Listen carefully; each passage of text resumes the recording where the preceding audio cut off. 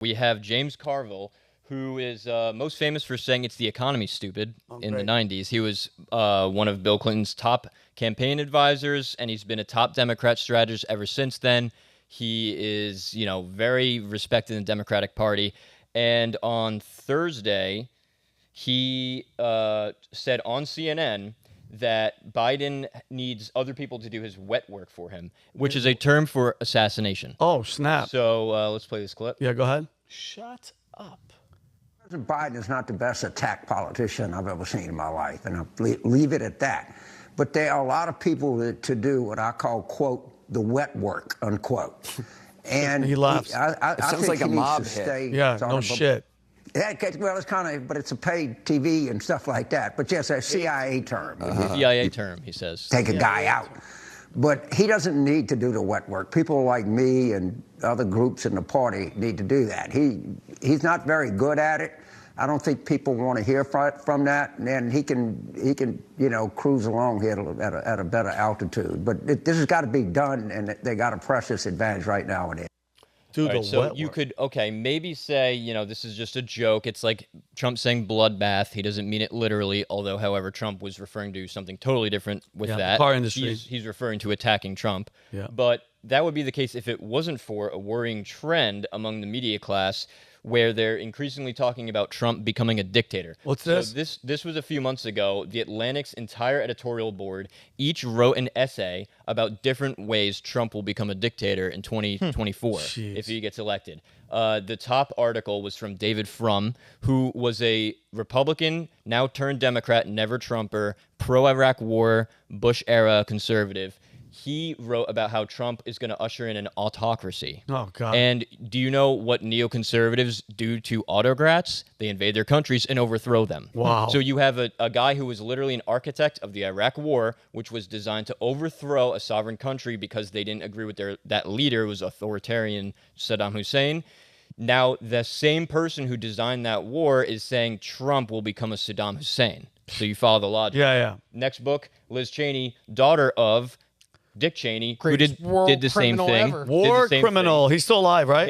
He's still alive. barely. In this book, she says that it's called A Memoir and a Warning. Jeez. Memoir and a Warning. So you have her talking about her time in Congress. Then she shifts gears and starts talking about how Trump is going to become a dictator and he's going to remove measures of democracy. He's going to start riots. He's going to start Everything that the left has done and wants to do. And the worst of them all, this was an op-ed in the Washington Post.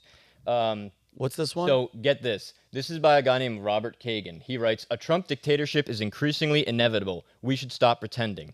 This guy is a neocon intellectual, same camp as the David Frum and the Liz Cheneys of the world. His wife is Victoria Nuland, who was Biden's deputy secretary of state until she mysteriously resigned a couple of weeks ago. And by the way, these people don't just resign. They have other things lined up. Of course. So I don't know what's going on with her. But so this guy writes in this article, he says, so the picture is Julius Caesar's face being photoshopped into Trump's face. Guess what happened to Caesar? He got assassinated. Oh, my God. It says he says, indicting Trump for trying to overthrow the government will prove akin to indicting Caesar for crossing the Rubicon and just as effective. Like Caesar, Trump wields a clout that transcends the laws and institutions of government based on the unswerving personal loyalty of his army of followers. You follow that logic. What he's saying is, indicting Trump will work. Doing lawfare against Trump won't work. The only thing that will work is what worked against Julius Caesar, which was assassinating him to save the Republic. Wow. So I think it's pretty much guaranteed that they're going to try this. And you saw the guy pretending to be a security guard for RFK. He got stopped. And in 2016, someone tried to rush the stage when Trump was on stage, and he was stopped. Who's sending those people, and are they going to try it again? I think it's... Do you all remember the Wetworks scandal when it came to the death of Scalia? That was revealed in the Podesta emails. I want to make sure I got it, but there was an email in respect of Scalia that said, thanks, didn't think Wetworks meant pool parties at the Vineyard. And in response to that, it was Podesta replying, I'm in all sounds like a bad night. We all need to buckle up and double down. I had heard the Wetworks in respect of the WikiLeaks, Podesta, and Scalia. That's one of the conspiracy theories on the internet, but I'm more inclined to believe conspiracy theories now than not. There's no question. They accuse others of using dog whistles all the time, and to borrow from another Hitlerian disciple, Goebbels, accuse your adversaries of doing what you're doing so as to create confusion. They accuse you of using dog whistles because they use dog whistles all the time. But let's not get it twisted. If they had a chance, and they'd get away with it, Trump would have been, bro, if this, what year was JFK assassinated? 63. 63. If this was then, Trump would have been taken out a long time. Let's stop lying to each other. From 2016, the cheating happened. From the 2020 to all the fake impeachments to 2000 to the mail-in voting to the Wuhan random disease came out of nowhere from the FBI being at Twitter. It's cheating. Right now, with the whole Letitia James, it's out in the open. They're not trying to hide it, and they're running out of options, guys. They're running out of options. And if they could, they would.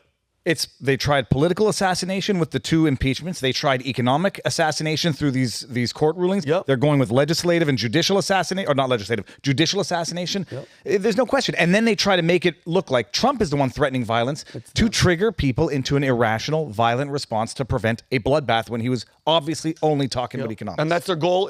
I think the goal, and I have to wrap up, guys. By the way, I'm doing a Piers Morgan podcast. I think they're pushing and they're doing all this, guys, to get us to the edge, okay? So people go nuts and have a civil war, just like the movie that's coming out. It's predictive programming, just like the ship, the thing that hit the Baltimore, the Francis Key Bridge. Seems like the beginning of the movie Leave the World Behind.